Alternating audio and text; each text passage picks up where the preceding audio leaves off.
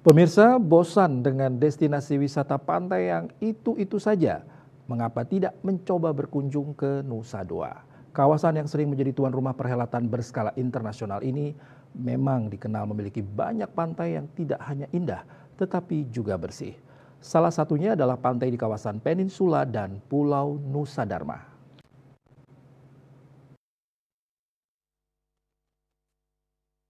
Saat menuju peninsula dan Pulau Nusa Dharma, pengunjung mungkin harus melewati kawasan elit dengan banyaknya hotel berbintang yang bertaraf internasional. Meski demikian, kawasan ini tetap terbuka untuk umum.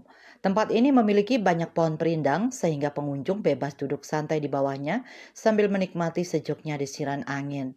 Hal yang paling menarik perhatian pengunjung tentu saja pantainya. Secara umum, kondisi pantai sangat bersih, sehingga warna laut dan langit yang berwarna biru terlihat kontras dengan pasir putih yang berkilau di bawah sinar matahari. Tidaklah mengherankan, pemandangan yang sangat indah ini membuat pengunjung betah berlama-lama di kawasan ini.